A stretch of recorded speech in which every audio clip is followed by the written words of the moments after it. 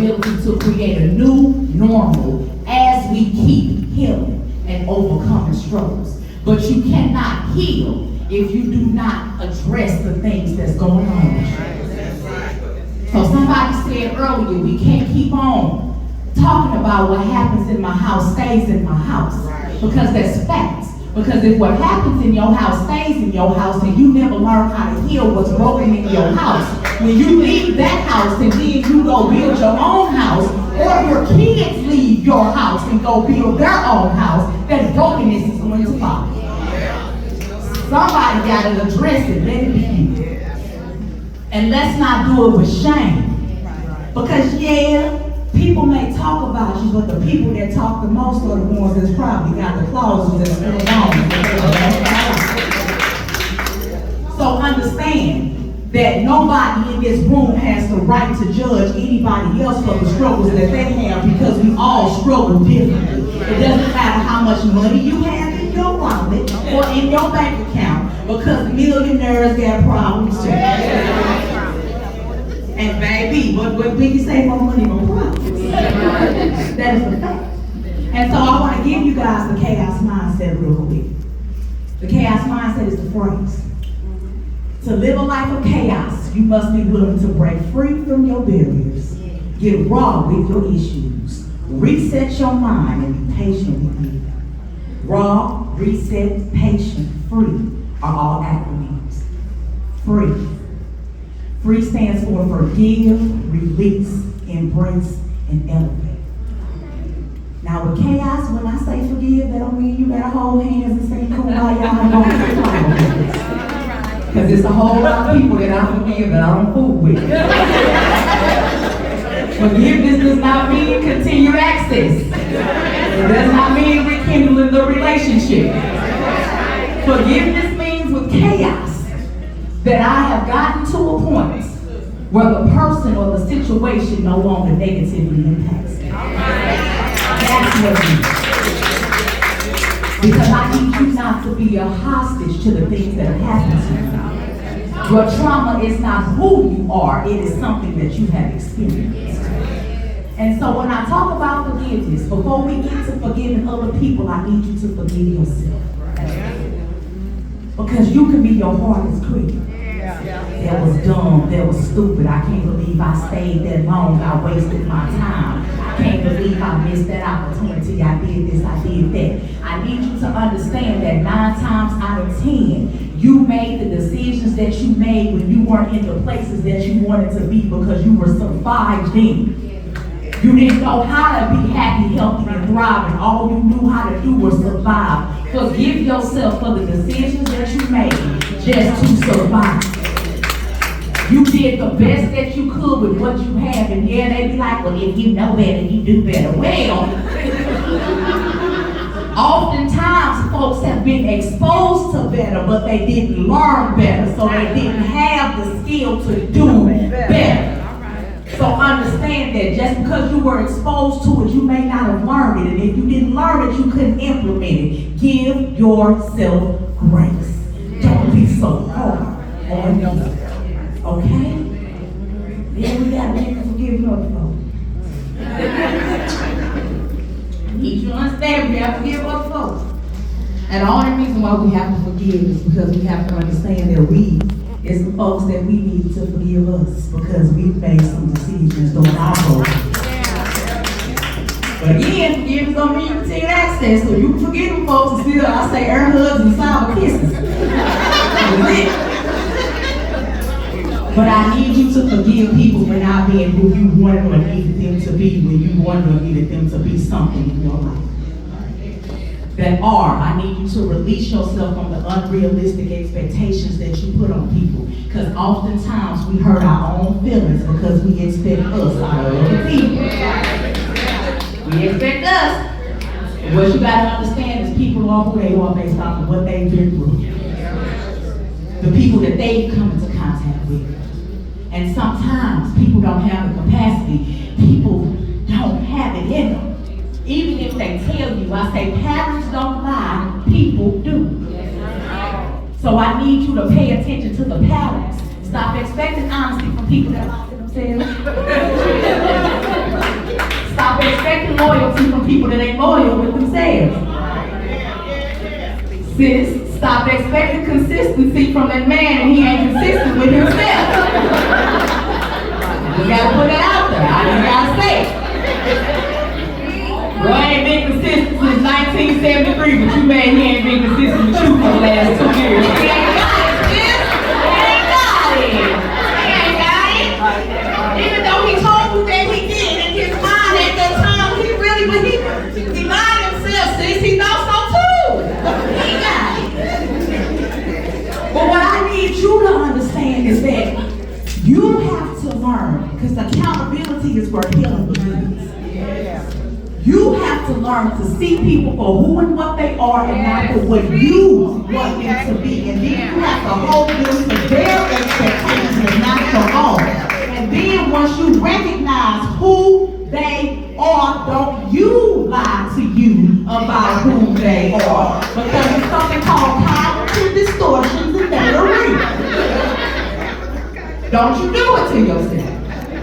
And then there's something called cognitive dissonance that gets us all in trouble. I say it all the time. My ex-husband, I would love him to the day I leave this world, but baby, I had to tell him, listen, the person that you are, I'm no longer interested in the life that you have to offer me and my children. But for 17 years, I knew who he was, but in my mind, I thought, one, I would be the exception. I thought, two, one day he was going to be who I wanted him to be. And cognitive dissonance is when you see things and you want it to be a certain way, but everything shows you that it ain't going to be what you want it to be. But you keep on saying, I'm going to keep on going this way. The wall is there, sis, and it's there. You're going to hit it. So what we have to understand, I say all the time, I married potential and I divorced together. So you have to ask yourself in situations, jobs, relationships, friendships, situationships, entanglements, as they call it. Whatever it is. Are you married to potential? And do you need to divorce reality? Because somebody in this world gotta choose you. Let it be you. So understand that, and with chaos, we got something called toxic loyalty. Toxic loyalty is when you are loyal to people just because of the role that they have played or they play in your life. But that's my friend and we've been friends since we was little. Well, I mean, that's my cousin and I love my cousin. I'm gonna hit it. That's my mama. This is true. But I need you to understand that you can love people, but sometimes some relationships may have to end or change because you don't like who you have to be to maintain those relationships. And it's absolutely okay. Boundaries are real, and boundaries only make the people that are benefiting from your loose boundaries upset. Understand? So then you have to embrace. Embrace your story. Embrace it for what it was, what it is, and what it can be with love and compassion, and not anger, frustration, hostility, and guilt. It's your story. If you don't embrace your story, you give everybody the opportunity to use it against you. No shame. Because everybody got a story to tell you. Everybody got a story to tell you. I've been in Delta for 21 years. 21 years ago, my line name was C. Murder. We gonna put it out there.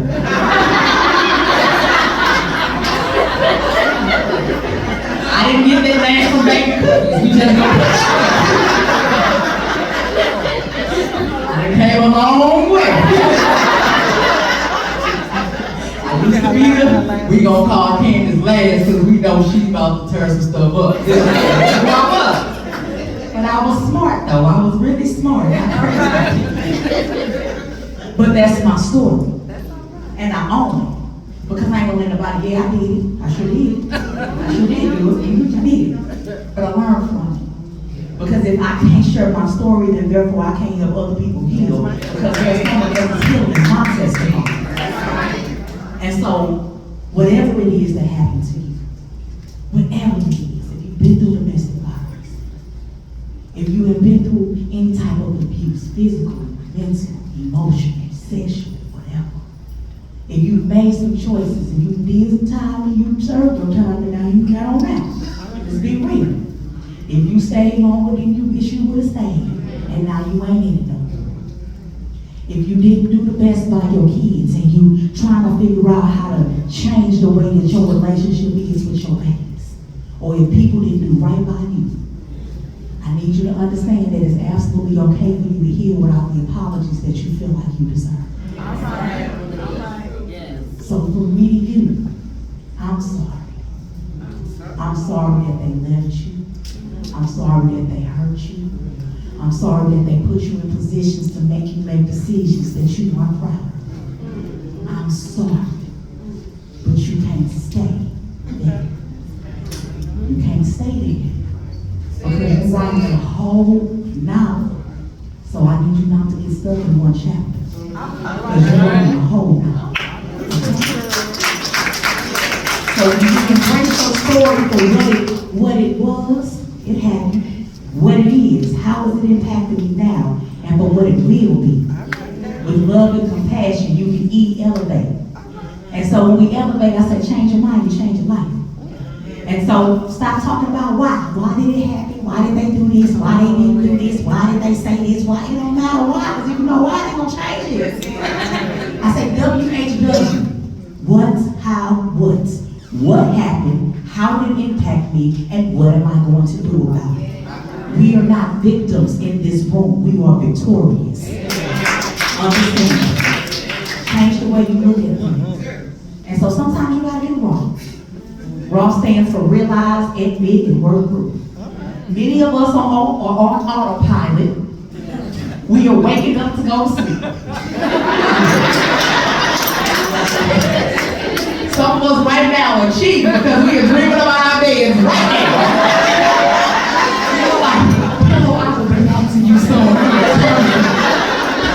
It's true. But what I need you to know is that we are not Teslas. I need you to get back into the driver's seat of your life. Stop letting other people dictate what happens to you.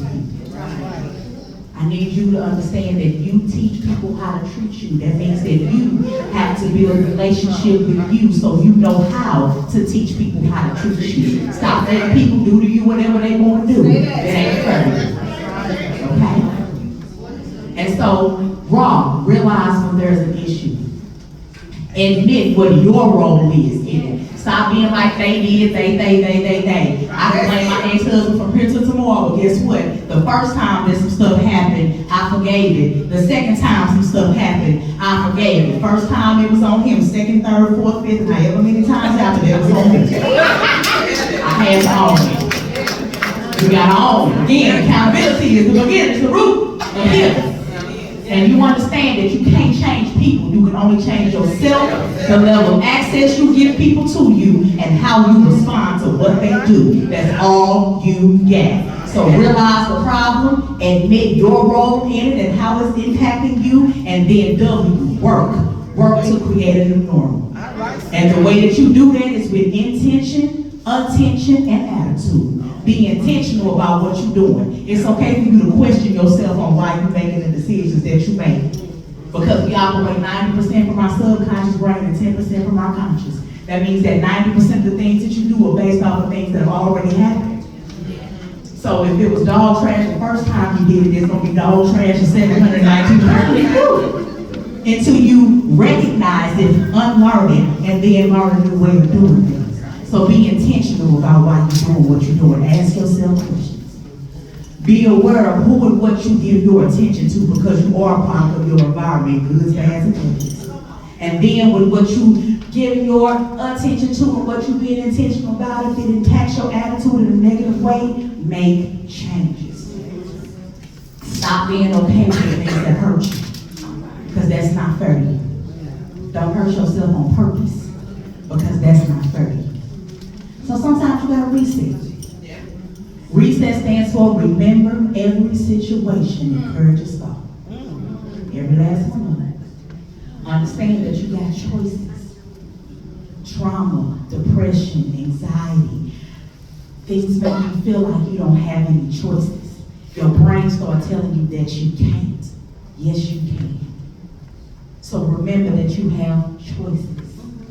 And then understand that sometimes we have, like I said, cognitive distortions That is when you filter information and your experiences through the things that have happened to you. I say it's like seeing things through stained glass windows. You can see it, but it's distorted. I need you to ask yourself, is what's bothering me, is it rooted in what's going on right now? Or am I comparing this to something that has happened? Or am I afraid about something that will happen? And then I need you to be present in the presence of what's happening with you. Because all you got is right now. All of us in here, we can't go back to earlier today when it was 87 degrees outside. And we can't rush to tomorrow. All you have is right now, so be present in the presence of what's happening with you. And sometimes that means you gotta be patient. Patience stands for pause and think. Inhale, exhale, now talk or now tap out. When you walk into a situation and something shifts inside of you, pause and think. Is it me? Because it could be you. You could be triggered by anything, sounds, colors, smells, anything. Is it me? Because sometimes it's you. Sometimes you're crying. You may not want to hear this. Sometimes you're crying. Sometimes you got to check yourself before you check somebody else. So that goes back again to resetting. Am I relating this to something else, or is this really what's happening right now? Check you, check your environment, because sometimes it's the environment and you got to get up out of here. You got to go. If the church think you need to, I'm going to get out. And those funds get out by me, I'm going to get on there. That's it. But sometimes it's the other person. And when it's the other person, I need you to stop personalizing other people's experiences, because you don't know what they went through before they got to you. Sometimes people want to draw you into I say they emotional tornado. They want to get you on into it because it makes them pick up speed and where they are. But I need you to be like, that ain't mine, sis. I don't know whose it is, but that ain't mine. And don't allow yourself to let somebody else control your emotions, because that's not fair to you. I say it all the time, we can't be out here talking about how wrong we are, but we let other people dictate what happened with us and what it means. I need you to stand firm in who you are. And when you're having a hard time, ground yourself. Inhale and exhale. I say 717. Bring it in 7. Hold it 1. Let it out 7. Because when you're triggered, your brain and your body doesn't know the difference between what's happening right now or when it happened before. And you're going to have the same response if you can't catch it. That means you're going to fight, flight, freeze, or fall. And so I need you to ground yourself. And sometimes you gotta do something, and it's a little technique. And so some people say, peace lives within me. Just start touching. I say keep healing and overcome struggles as many times as I need to, but I'm touching. So therefore I'm grounding myself and I'm bringing myself back to right now, because when I'm triggered, I went somewhere else and we don't need. They used to call her. We don't need it. See, Murray gets to watch this life. She don't get to participate no more. She just gets to watch the life. That's all she needs to do from here on out. We had to retire her. That's all she gets to do. And so you inhale and exhale, and if you can, you tell yourself, now talk. 4 types of communication: passive, passive-aggressive, aggressive, and assertive. Passive. Passive is when you feel some type of way, but you don't say nothing, because you don't want no problems. You teach people how to treat you, and silence is consent. I need you to remember that. Passive-aggressive. 99% of us in here is passive-aggressive. Passive-aggressive is when you got a problem, but you don't speak to the problem. You speak around the problem, but you mad, but you expect people to be psychic and figure out what's going on inside your head and fix the problem. Or it's when you live with somebody and you on the phone talking bad about them and walking past them, but you ain't saying nothing. Passive-aggressive. You ain't addressing the issue. Aggressive. We all know aggressive. You ever heard your cousin with the tables talking about people's mamas, all kinds of stuff. You know it. But your grandmama dressing ain't good anyway. Hey, fighting words. Don't do that. Assertive is the only way to be. Assertive is when you say what you mean what you say, and you can do it from a space of love and compassion. At no point in time should you disrespect yourself or somebody else just to get your point across.